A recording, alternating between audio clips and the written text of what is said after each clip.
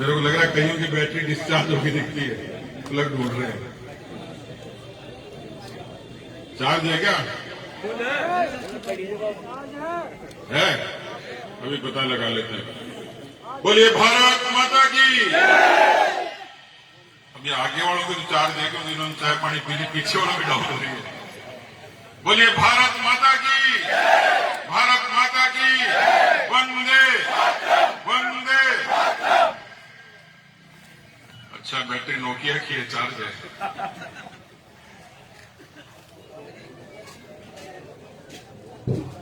मैं कई बार सोचता था कि किसी की घरवाली चुनाव लड़े, उसके दिल पे क्या बीतती होगी। हार जाए तो भी तकलीफ और जीत जाए तो भी तकलीफ। मैं नरेश जी को पूछ रहा था कि रोटी पानी बनाने की ट्रेनिंग ले ली क्या, क्योंकि घरवाली प्रमुख बन गई। और मालपुरा से मेरा पुराना रिश्ता है, मनीष जी के परिवार को बहुत अरसे से जानता हूं। अब मनीष पे क्या बीतेगी आप और मैं ही जान सकते हैं।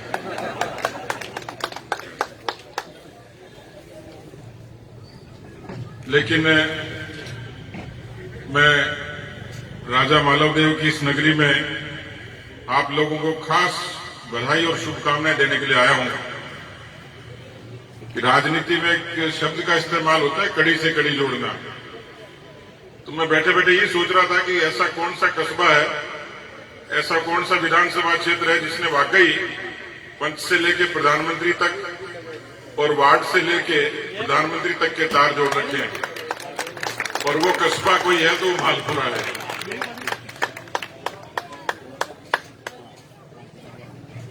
आप लोगों का सौभाग्य है कि आपको प्रधानमंत्री जी के दूत के रूप में जौनपुरिया जी मिले और हमारे राजदूत के रूप में कन्हैया जी आपके साथ हैं। मित्रों, ये भारतीय जनता पार्टी के संस्कार हैं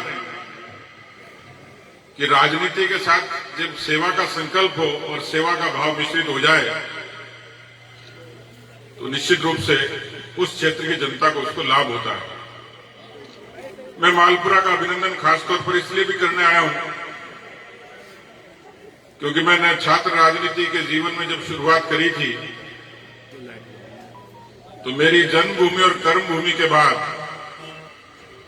मैंने सबसे ज्यादा प्रवास किए, सबसे ज्यादा कार्यक्रम किए और सबसे ज्यादा जिन लोगों के बीच में समय बिताया वो टोंक जिले की धरती थी, वो मालपुरा की धरती थी कि जिनके बीच में इतना मुझे आदर सम्मान और सत्कार मिला। और इसलिए अखिल भारतीय विद्यार्थी परिषद, युवा मोर्चा और पार्टी इस सब काम के लिए मालपुरा के कार्यकर्ताओं का कोई सानी नहीं है, कोई मुकाबला नहीं है, क्योंकि आप सब लोगों ने अनेक अवसरों पर पूरी मजबूती से अनूठे काम किए। अभी जिन लोगों का मंच पर परिचय हो रहा था, भाई राजेंद्र परना जी, हमारे विद्यार्थी काल के मित्र नरेश जी, पार्टी में भी जो हमारे लोग काम कर रहे हैं, भाई महेंद्र जी का आपने जिक्र किया। अब इन्होंने सवामणि बोली, पर्स भी इनका से पार हो गया। तो इसलिए तो नहीं कह रहे कि सवामणि से बचने के लिए मेरा तो जेब कट गई, नहीं हो तो हम ही चंदा कर लेंगे, फिर पैसे नहीं थे। अब बताओ, ये बात कोई कहने की थोड़ी, पर्स भी और पैसे भी नहीं है, कैसे आदमी बैठे। अशोक सैनी जी ने आपकी खूब सेवा करी है। मेरे जो दाईं तरफ मंच है इसमें तो सारे से जोरदार जोरदार लोग बैठे हैं, इतने वजनदार हैं कि मंच नहीं टूटा, यही था दूर की बात है। लेकिन आपने मालपुरा के लोगों ने आनंदित किया कि चेयरमैन भी बनाया और प्रधान भी बनाया। ये ऐसे समय में बनाया कि जब पूरी सरकार तिगड़म से चल रही है, चुनाव तिगड़म से करवा रही है, लेकिन राजस्थान की जनता ने भी इतिहास रचा इस बार। राजस्थान में आज तक एक धारणा रही है कि जब जिस पार्टी की सरकार रहती है, बीजेपी की रहे तो बीजेपी के जीतेंगे, कांग्रेस की रहे तो कांग्रेस की जीतेंगे। लेकिन 2.25 साल के शासनकाल में इस कांग्रेस पार्टी के राज से राजस्थान की जनता, आमतौर पर आप सुनते हो ना कि सत्ता के विरोधी लहर चल गई, एंटी इनकम्बेंसी हो गई, तो 4 साल में 5 साल में पनपती है। लेकिन ये कांग्रेस पार्टी की, अशोक गहलोत जी की अनूठी सरकार है कि इसमें 1 साल के बाद में, 2 साल के बाद में लोगों के बीच में आक्रोश शुरू हो गया। अब इसको किसी ने गौर तो नहीं किया, लेकिन परिणाम साफ तौर पर बताते हैं कि राजस्थान में जब जब पंचायती राज के चुनाव हुए, हमेशा सत्ताधारी दल को फायदा मिला। निकायों के चुनाव में सत्ता के साथ गए, लेकिन पहली बार ऐसा हुआ है कि पंचायती राज के चुनाव में 21 जिला परिषदों में भारतीय जनता पार्टी को 14 जिला परिषदों में बहुमत मिला। कांग्रेस पार्टी सिर्फ 5 से सीमित करेगी। 90 निकायों के चुनाव में 71 में हार गए कांग्रेस पार्टी के लोग। अब नेहरू जी के जमाने के आंकड़े लाते हैं कि हमारे प्रतिशत इतने, सीटें इतनी हैं, कोई ज्यादा फर्क नहीं था। ये सिर्फ इसलिए था क्योंकि मालपुरा की धरती पर भी ऐसे बहुत सारे लोग होंगे, यहां कई किसान भाई बैठे, उनसे कर्जा माफी की बात करी होगी। यहां बहुत सारे बेरोजगार नौजवान होंगे जो संविदा पे काम करते होंगे, उन्होंने उम्मीद रखी होगी कांग्रेस पार्टी की सरकार आएगी तो हमें पक्का कर देगी, नौकरी नियमित कर देगी। लेकिन मित्रों, ये मालपुरा के बेरोजगारों को भी पता है कि 28 से भी ज्यादा प्रतिशत का बेरोजगारी दर राजस्थान की है। किसानों से वादा खिलाफी की, विकास के नाम पे अभी चर्चा हो रही थी भ्रष्टाचार की, और मंच के लोग सूचना दे रहे थे कि जेब कतरों से सावधान रहें।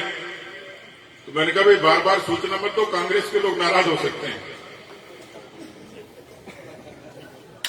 बाद में थोड़ी देर से समझ में आई आगे। मित्रों, इसलिए कि इस देश में लूट और झूठ के नाम पे 50 वर्षों तक शासन किया।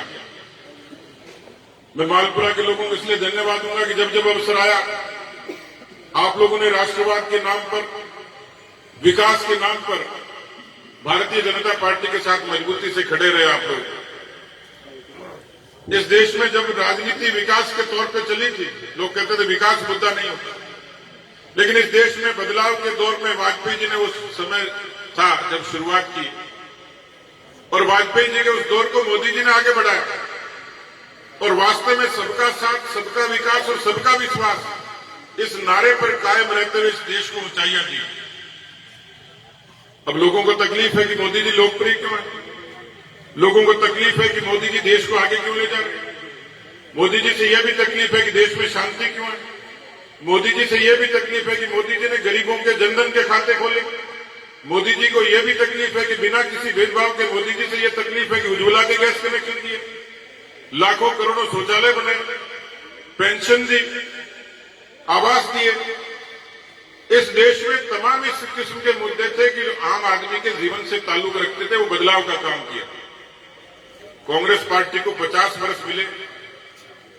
मैं उनसे पूछता हूं कि एक ऐसा कानून बता दो, एक ऐसा काम बता दो कि जो देश की जनता के दिल पर उतरता हो, सिवाय खानदान के, एक वंश के।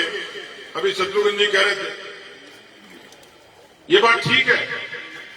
मैं आपसे पूछूं कि कांग्रेस पार्टी का अध्यक्ष कौन बनेगा, आप बताओ अगला अध्यक्ष कौन होगा? कोई गांधी होगा? बीजेपी का बता सकते हो क्या? क्योंकि बीजेपी में कार्यकर्ताओं की पार्टी, जनता के मन की पार्टी, जन जन की पार्टी, और इसलिए मैं अध्यक्ष के नाते खड़ा हूं। तो मेरे पास कोई विरासत नहीं, मैं किसी परिवारवाद से और वंशवाद से नहीं आता। मैं तो एक साधारण सा कार्यकर्ता था जिसको पार्टी ने इतना मान सम्मान दिया, मेरी पूरी किसान बिरादरी को मान सम्मान दिया। ये चरित्र गुण किसी पार्टी में तो भारतीय जनता पार्टी। लेकिन आपने बता दिया कि कांग्रेस पार्टी में अध्यक्ष बनेगा सोनिया गांधी बनेगी, सोनिया जी मना कर देंगी तो राहुल गांधी बन जाएगा, राहुल मना कर देंगे प्रियंका बन जाएगी। अब लोगों को खतरा लग रहा है कि वाड्रा नहीं बन जाएगा, नहीं तो जमीनें और खा जाएगा। कितनी सारी जमीनें खरीदी बॉर्डर पे, तो ये दामादों की पार्टी बन गई। वो पार्टी जो परिवार का, वंश का अनुसरण करके आगे चलती है, वो किसी का भला नहीं कर सकती। इतिहास गवाह है। इसलिए मैंने कहा कि लूट और झूठ का शासन, भ्रष्टाचार का शासन, उसके खिलाफ देश में एक आवाज उठी, उसके खिलाफ एक आंदोलन हुआ, और आप सब लोगों ने पूरे तरीके से इस कांग्रेस पार्टी को इतना जवाब, करारा जवाब दिया 14 में भी और 19 में भी, और मुझे पूरा भरोसा है, कई बार कांग्रेस के लोग नाराज होते हैं कि लोकतंत्र में सब पार्टियां जिंदा रहेंगी, हम भी जिंदा रहेंगे। आपके विचार को नकार दिया, आपका नीति व्यवहार विचार इस किस्म का था ही नहीं। आप लोगों को जाति पंथ मजहब में बांटते थे, अपना वोट बैंक पुख्ता करते थे, उनकी भी तरक्की और तसल्ली के लिए काम नहीं करते थे। इसलिए हिंदुस्तान की जनता ने कहा कि इनसे पीछा छुड़ाना जरूरी है। इसलिए जब कांग्रेस की मुक्ति का नारा लगा तो मुझे खुशी है कि आपने मालपुरा को मुक्त कर दिया, लेकिन अब बारी राजस्थान की है। 2023 मुझसे लोगों ने पूछा कि आपकी पार्टी मजबूत, कैडर मजबूत, सदस्यता खूब सारी, चुनाव सब जीतते हो, अब बाकी क्या है? मैंने कहा कि देश से मुक्त हो गई कांग्रेस पार्टी, 3.5 प्रदेशों में सिमट गई। अब मौका है कि राजस्थान की जनता से इस कांग्रेस पार्टी को मुक्ति दिलाएं और 2023 में आप फिर से मजबूती से कड़ी जोड़ें, क्योंकि आपने कन्हैयालाल जी की तारीफ करी। वाकई कोई जनप्रतिनिधि हो जो जनता के सुख दुख का भागीदार बने और जिसका विकास एजेंडा हो। इस मालपुरा के विकास के लिए कन्हैयालाल जी वास्तव में जो काम किया, उसको निश्चित रूप से मैं उसका अभिनंदन करूंगा। जौनपुरिया जी दिल्ली जरूर आपका प्रतिनिधित्व करते हैं, लेकिन मुझे खुशी हुई कि कोई सांसद किस तरीके से अपने क्षेत्र की चिंता करते हैं, छोटी से छोटी बातों की। मुझे बता रहे थे कि टोंक जाने वाला कोई गरीब व्यक्ति जो अस्पताल में इलाज के लिए जाए, उन्होंने वास्तव में प्रधानमंत्री जी के उस वाक्य को पूरा किया, कोई भूखा नहीं आए, वहां अपने भोजन और राशन की व्यवस्था रोगियों के लिए की। मैं तो अचंभित हुआ। इसलिए मित्रों, ये विचार की पार्टी, सरोकार की पार्टी, और आज आप सब लोगों ने मनीष जी को एक बड़ी जिम्मेवारी दी है। पूरे कस्बे का उसमें सहयोग रहा, हमारे तमाम लोगों का, जिसमें सब लोगों ने मिलकर एक विचार के नाते आपने मनीष जी को इस मालपुरा के पवित्र कस्बे में, मनीष जी को नहीं, मनीष जी की पत्नी को, सोनिया जी को आपने चेयरमैन की कुर्सी पर बैठाया है। तो मुझे लगता है कि अब सोनिया जी की, इनके परिवार की और पार्टी की जिम्मेवारी बढ़ गई। सोनिया जी अच्छा काम करें, सोनिया जी शहर की खूबसूरती के लिए काम करें, सौंदर्य के लिए काम करें। अब तकलीफ आएगी क्योंकि सरकार इस बात को बर्दाश्त नहीं कर सकती कि उसको किसी ने हरा दिया, लेकिन ये सरकार तो हारी हुई है, नैतिक रूप से भी और मनोवैज्ञानिक तौर से भी। और ऐसी सरकार के सामने आपको नवाचार भी करने पड़ेंगे। इस कस्बे के लिए आपको कन्हैयालाल जी और जौनपुरिया जी दोनों पूरी मदद करेंगे और हम सब लोग मिलकर इस मालपुरा कस्बे के लिए जितना बन सकेगा वाणी से और कर्म से और लेखनी से करने की पूरी कोशिश करेंगे कि मालपुरा की जनता के साथ न्याय हो। इसलिए मित्रों, मालपुरा के साथियों, मातृशक्ति, मैं एक बार फिर से आप सबका अभिनंदन करना चाहता हूं। हमारे युवा मोर्चे की पुरानी टीम, सुभाष गालव जी दिख नहीं रहे हैं, आज नाके आएंगे। ये जब यूनिवर्सिटी में पढ़ते तब भी नहीं नहाते थे, मुझे बताया कि चेयरमैन बने तब भी कई दिन तक नहीं नहाते थे। ये सही है क्या बात है? तो नगर पालिका में पहला काम तो यही कराओ, इनके घर पे टैंकर भिजवाओ और नहाने की व्यवस्था करवाओ और एक ग्रीन साबुन भी भेज देना भाई। लेकिन मित्रों, मालपुरा में आके आनंद हुआ।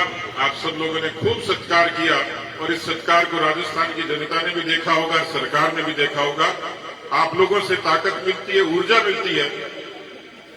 मैं ये मानता हूं कि हम लोगों ने व्यक्तिगत तौर पर नारा जरूर लगाया, लेकिन भारत माता के जयकारे में सबकी जीत है, भारतीय जनता पार्टी के नारे में सबकी जीत है। इसलिए मैं कोई मंत्री संतरी की बजाय नहीं, मैं तो आपका संतरी बनकर, पार्टी का संतरी बनकर कि मेरी पार्टी मजबूत रहे, कांग्रेस पार्टी यहां से भागे और मुक्त हो जाए, तो मुझे लगता है कि इसमें सबकी जीत है। क्योंकि मोदी जी ने देश के लिए जो काम किया, जो काम कर रहे हैं, जो करेंगे, उनको ताकत देने की आवश्यकता है। क्योंकि लोगों की बुरी निगाह, लोगों की नीयत, बदनीयती, इस तरीके का भ्रम और अफवाह फैलाने की कोशिश हुई है। हम सब लोगों को एकजुट होकर इस तरीके की अराजक ताकतों को जवाब देना है कि हम लोगों ने जो भारत माता के नारे को और वंदे मातरम को बुलंद किया है, वही नारा सबकी भलाई का नारा, वही रास्ता है। मोदी जी के हाथ मजबूत हो। मुझे लगता है कि हमारी पार्टी पूरी एक जाजम पर मजबूती से खड़ा रहे, जनता के मुद्दों पर संघर्ष करें और इस मालपुरा की तरक्की और विकास के लिए हम सब लोग काम करें। इन्हीं शुभकामनाओं के साथ बहुत बहुत धन्यवाद। जय हिंद, जय भारत। बहुत बहुत धन्यवाद प्रदेशाध्यक्ष विराजे रहे। आप सभी लोग विराजे रहे। अत्यावश्यक जो असल कार्य था वो अभी बाकी है, विराजे रहे।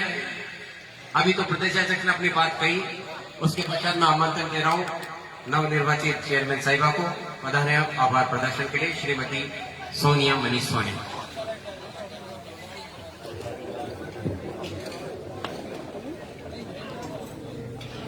भारतीय जनता पार्टी के प्रदेशाध्यक्ष माननीय सतीश जी पुनिया साहब, माननीय सांसद श्री सुखवीर जी सिंह जौनापुरिया साहब, लोकप्रिय विधायक माननीय कन्हैयालाल जी चौधरी साहब, संसदीय सचिव श्री शत्रुघ्न जी गौतम साहब,